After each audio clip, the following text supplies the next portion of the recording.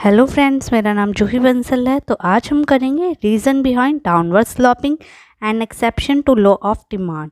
तो video start करने से पहले जो भी मेरे चैनल पे न्यू है प्लीज़ सब्सक्राइब कर लीजिए, बेल आइकन को प्रेस कर लीजिए। तो स्टार्ट करते हैं हमारी वीडियो। तो फर्स्ट ऑफ ऑल हम करेंगे reason behind downward sloping of demand का। तो जो मैंने प्रीवियस वीडियो में बताया था कि जो हमारी डिमांड कर्व है, जैसे कि ये है हमारी, तो ये नीचे की तरफ जाती है, तो लेफ़्ट टू राइट जाती है, और इसको क्या कहते हैं, इन्वर्स। इसको क्या कहते हैं, इन्वर्स भी कहते हैं।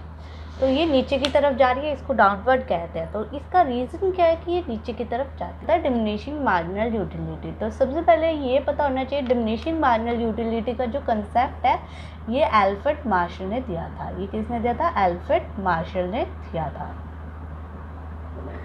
ठीक है, इसमें इन्होंने क्या बताया है कि जैसे जैसे हम ज़्यादा कंज्यूम करते जाएंगे तो हमारी जो मार्जिनल यूटिलिटी है डिक्लाइन होती जैसे जाएगी।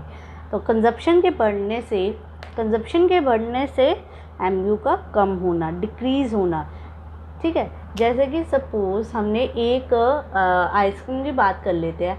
फर्स्ट आइसक्रीम कंज्यूम करने से हमें 10 यूटिल्स मिले। कितने मिले? 10 यूटिल्स मिले। सेकेंड यूनिट हमने जब 2 यूनिट कंज्यूम करी तब हमें कितनी मिली? सपोज़ 20 यूटिल्स हमें मिल गई, हमें बहुत अच्छी लगी। देन जब हमने थर्ड यूनिट खाई तब हमें इतनी अच्छी नहीं लगी जितनी हमने 2 में खाई थी। अभी हमारा पेट जो है वो सेटिस्फाई, हमारी जो कंजप्शन है वो सेटिस्फाई हो चुकी है, तो ये 15 हो गई। कितनी हो गई? 15 हो गई, हमें और नहीं मिली। अगर हम 4 खाते हैं तो क्या हुआ? ये और कम होगी, हमारी और कम होती जा रही। जैसे सपोज़ 5 हो गई। अब सपोज़ हमने 5th आइसक्रीम खा ली। अब 5th आइसक्रीम खा ली तो हमारी क्या? -1 हो गई कि हमें बिल्कुल नहीं अच्छी लग रही, बहुत ओवरलोड हो चुका है।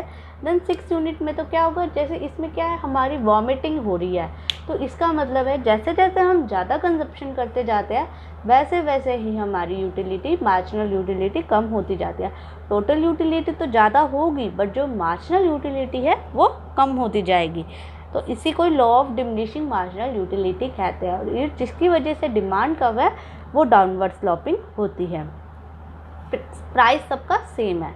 ठीक है, तो सेकंड इफेक्ट हम करेंगे इनकम इफेक्ट। अब इनकम में चेंज आ रहा है। इनकम कैसे? इनकम से हमारी डाउनवर्ड स्लॉपिंग जा रही है।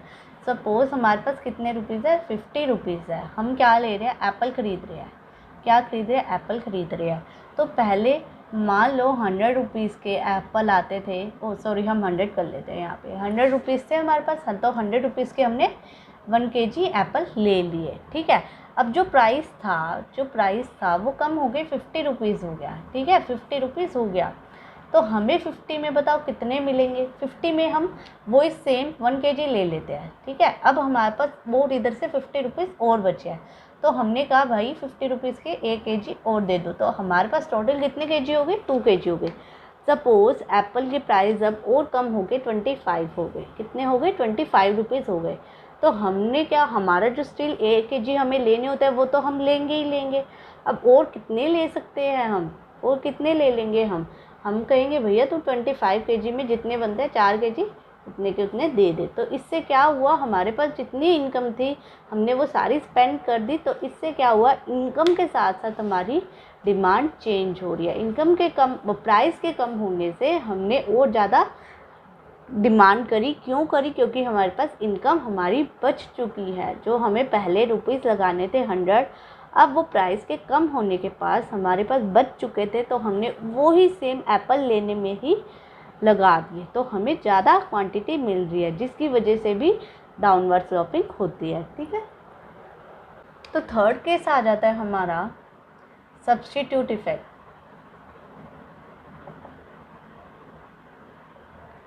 तो सब्स्टिट्यूट इफेक्ट कौन सा होता है? सब्स्टिट्यूट गुड्स कौन से होते हैं? जब अदर रिलेटेड गुड्स की वजह से डिमांड या प्राइस में चेंज आ रहा है। सपोज़ हमारे जो हम टी लेते हैं, टी एंड कॉफ़ी की बात करते हैं। पहले तो सब्स्टिट्यूट गुड्स बता देते, टी एंड कॉफ़ी की बात करते हैं। ठीक है, पहले हम क्या कर रहे थे? टी ले रहे थे। कितने रुपीज़ के प्राइस था? 20 था। और कॉफ़ी का कितना था? 40 था, नहीं सपोज़ 30 था। ठीक है, 30 था प्राइस। ठीक है, अब प्राइस इसका बढ़ के 40 हो गया। तो हमने क्या किया, हमने इसकी डिमांड कम कर दी और इसकी डिमांड बढ़ा दी। क्यों बढ़ा दी? क्योंकि यहाँ के कुछ बायर थे वो यहाँ शिफ्ट हो गए। वो उन्होंने सोचा कि अब हमें टी की जगह हमें कॉफ़ी लेनी चाहिए, क्योंकि कॉफ़ी अब ज़्यादा कम पड़ रही है, 30 की पड़ रही है, जबकि टी ज़्यादा कॉस्टली पड़ रही है। तो इसको सब्स्टिट्यूट इफेक्ट कहते हैं। तो ऐसे इसकी वजह से भी डाउनवर्ड स्लोपिंग होती है, क्योंकि हमने क्या किया, दूसरे की वजह से हमने डिमांड इंक्रीज़ कर दी, हमने कंजप्शन। सपोज़ वही बात ले लेते हैं, जैसे कि कॉफ़ी है, कॉफ़ी मान लो कॉफ़ी के प्राइस, जैसे कि कॉफ़ी के प्राइस देख लेते हैं। कॉफ़ी मान लो 50 रुपीज़ की आती है, मान लो कॉफ़ी के प्राइस कम हो गए, कॉफ़ी के प्राइस कम हो गए 40 हो गए, तो क्या जो पहले टी वाले थे ना, जो टी परचेज़ कर रहे थे, उन्होंने कहा कॉफ़ी ले लेते, कॉफ़ी सस्ती होगी। तो उन्होंने सपोज़ 100 रुपीज़ थे तो 100 की टी ले रहे थे, उन्होंने क्या किया, अब टी की क्वांटिटी कम कर दी और कॉफ़ी की और बढ़ा दी। मान लो कॉफ़ी कम होकर 20 रुपीज़ होगी, तो उन्होंने कहा टी तो हम उतनी ही परचेज़ कर लेते हैं, बट जो बचे हैं रुपए वो हम उसे कॉफ़ी पे स्पेंड कर देते हैं।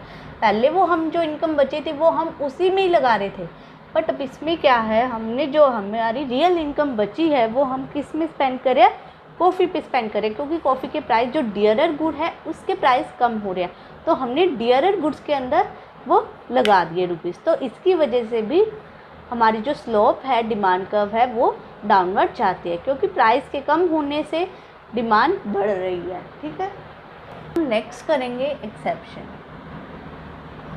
एक्सेप्शंस का मतलब है उल्टा, मतलब कि हमारा फर्स्ट पहले हमने किया था रीज़न डाउनवर्ड, कि जो हमारी डिमांड है वो नीचे की तरफ जा रही है, यहाँ पे प्राइस है, यहाँ पे क्वांटिटी डिमांड भी है। बट अब क्या हुआ, एक्सेप्शंस का मतलब होता है प्राइस के बढ़ने पे, जैसे कि प्राइस इतना है, प्राइस के बढ़ने से क्वांटिटी डिमांड और बढ़ रही है। ठीक है, जिसकी वजह से डिमांड कर्व हमारी ऐसे जा रही है, मतलब कि पॉजिटिव स्लोप है, पॉजिटिव स्लोप है, ये नहीं है, ये है। एक्सेप्शन का मतलब उल्टा हो रहा है कि हमारी प्राइस के बढ़ने से डिमांड बढ़ती है और प्राइस के कम होने से हमारी डिमांड कम होती है। तो इसको हम एक्सेप्शंस कहेंगे, लॉ ऑफ डिमांड के एक्सेप्शन।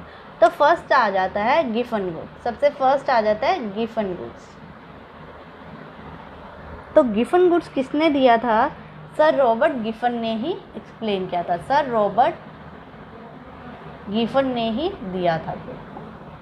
तो ये 1837 में दिया था, 1910 तक ये ऑब्जर्व किया गया था। इन्होंने बताया था, इन्होंने क्या कहा था, प्राइस के कम होने पे, प्राइस के कम होने पे या प्राइस के बढ़ने पे डिमांड बढ़ेगी और प्राइस के कम होने पे डिमांड कम। जैसे पुअर फैमिलीज़ की बात कर लेते हैं, वीट की एग्जांपल ले लेते हैं। वीट बहुत कॉस्टली मिलती है, ठीक है, वो डेली यूज़ में ज्वार और बाजरा खा रहे हैं, ठीक है, ज्वार और बाजरा डेली की कंज्यूम कर रहे हैं। तो जैसे ही प्राइस ज्वार बाजरा के कम होते हैं, ठीक है, ज्वार बाजरा के कम होते हैं, तो वो क्या करते हैं, वो अपना कंजप्शन उधर से भी कम करके वो वीट की तरफ चले जाते हैं, वो वीट की तरफ चल जाते हैं, क्योंकि उन्हें अब ज्वार बाजरा पे कम स्पेंड करना पड़ेगा, कम अमाउंट कम करनी पड़ेगी। जैसे कि जो ज्वार और बाजरा है, मान लो इसका प्राइस कम हो गया, तो कंज्यूमर्स ने क्या किया, ये ज्वार और बाजरा कम में मिल रहे थे, तो उन्होंने इसकी ही डिमांड कम करके अब कहाँ चले गए, वो वीट की तरफ चले गए। वो कहते हैं हम वीट ले लेंगे। तो हम एक और एग्जांपल ले लेते हैं, जैसे लो पेड ब्रिटिश वर्कर, लो पेड ब्रिटिश वर्कर। तो वैसे तो उनको क्या करना होता है, उन्होंने क्या, जैसे कि वो ज़्यादा ब्रेड परचेज़ करते हैं, क्योंकि उस टाइम मीट बहुत कॉस्टली मिलता था, बट जैसे ही ब्रेड के प्राइस कम हुए तो उन्होंने क्या किया, मीट की परचेज़ शुरू कर दी, उन्होंने क्या किया, मीट की परचेज़ शुरू कर दी। तो इसी को ही हम गिवन गुड्स कहते हैं। केस आ जाता है वेबलन गुड। वेबलन गुड मतलब प्रेस्टीज, जिसमें जिस गुड की प्रेस्टीज वैल्यू होती है, जैसे कि डायमंड। वो कहते हैं जैसे ही प्राइस अप होंगे तो डिमांड बढ़ेगी, प्राइस कम होंगे तो डिमांड कम होगी। जैसे कि कुछ लोग क्या प्रेफर करते हैं, वो कहते हैं कि अगर प्राइस कम है तो बेकार होगी। जैसे ही उस चीज़ का प्राइस बहुत ज़्यादा, रिच पीपल क्या करते हैं कि इनका प्राइस बहुत ज़्यादा अबव हो गया तो वो सोचते हैं ये बहुत बेस्ट क्वालिटी है, यही लेना चाहिए। तो प्राइस के अप होने से ही डिमांड बढ़ती है, प्राइस के कम होने से डिमांड कम होती है। तो इसको वेबलेंट गुड्स कहते हैं, जिसके साथ प्रेस्टीज वैल्यू अटैच होती है। डायमंड एग्जाम्पल हो गया या कारपेट हो गया एग्जाम्पल, ठीक है, जिसके साथ प्रेस्टीज वैल्यू जुड़ी होती है। ठीक है, थैंक यू। वीडियो को लाइक एंड सब्सक्राइब जरूर करें।